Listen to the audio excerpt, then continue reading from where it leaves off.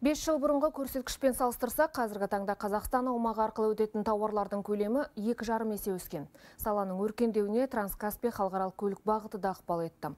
Орта дәліз атанған бағдардың жаңаша серпінмен дамып келе жатқанын мемлекет басшысы айтқан болатын. Президент 5 мемлекетті байланыстыратын жобаның инфрақұрылымын жаңғыртып, әкімшілік рәсімдерді жеңілдетуді тапсырды. Себебі бұл дәстүрлі логистикалық тізбек үзілген жағдайда тауар тасымалын жалғастыруға мүмкіндік береді. Дәліз Жетісу облысының Алтынкөл станциясы арқылы өтеді. Оның әлеуеті жайлы аймақтағы меншікті тілшіміз Шыңғыс Қалиден баяндайды.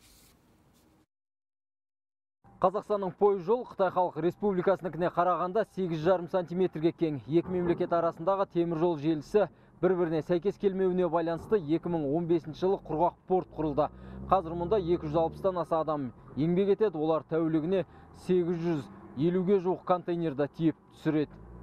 Құрғақ порттағы құжат айналымы цифрлық технологияға көшірілген. Инновациялық жүйе өзге құрылымдармен бірлесе әрекет етіп, уақыт үнемдеуге мүмкіндік береді.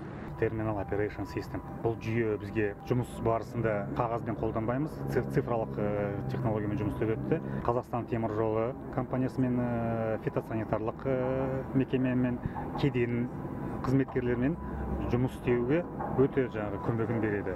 Логистикалық компания толық қуатының 60%-ін пайдаланып отыр. Соған қарамастан саладағылар биыл темір жол желісінің тағы 10-ын салмақ. Нәтижесінде жылына 540 мың контейнер тасымалдау мүмкіндігі 2 есеге көбейеді. Әлеуетті арттыруға Каспий Транс халықаралық бағыты негіз болып отыр.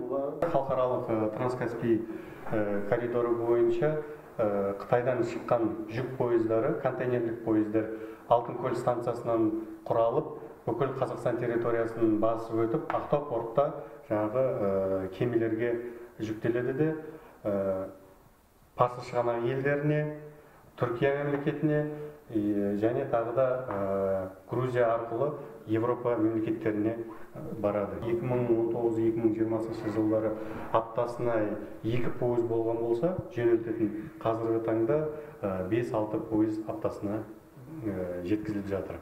Транскаспий халықаралық бағыты 2015 жылы іске қосылды.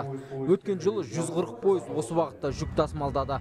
Тауар айналымының артуы жалпы көрсеткішке де оң ықпал еткен. Мәселен, 5 жыл бұрын шығыстан батысқа 5 миллион тонна тауар жіберілсе, бүгінде бұл көрсеткіш 2 есеге өскен. Осыдан 5 жылғы уақытпен салыстырғанда жүк айналымы қазірде 215%-ға өскен. Тәулігіне табанды жолмен 7-10 пойыздары қабылдасақ, бүгінгі күнде 16-18 пойызды құрайды. Тар жолмен Алтынкөл станциясында 11 жол жұмыс істеп тұр. Бас жоспарға сәйкес қосымша 7 жол салыну бұл жерде жоспарланған. Сонымен қатар қосымша терминал салу, сұрыптау паркі салыну, кен жолмен пойыздарды қабылдап жөнелту жұмысын жақсартуда қосымша жеке парк салыну қарастырылған. Бұл демек осы таңға Алтынкөл станциясының салыстырғанда жұмысын 3-4 есе арттыруға мүмкіндік береді. Қытайда өндірілген тауар мұхит арқылы Еуропаға 2 айда жетеді, ал Қазақстан аумағымен 15 күнде барады. Сондықтан біздің ел арқылы тауар тасымалдауға шетелдіктердің қызығушылығы жоғары. Бұған қоса Транскаспий халықаралық бағыты қарқынды дамитын болса, онда еліміздің транзиттік әлеуеті артып, сала жаңа деңгейге көтерілмек. Шыңғыс Қалиден, Қуаныш Түргенбаев, Хабар 24, Жетісу облысынан.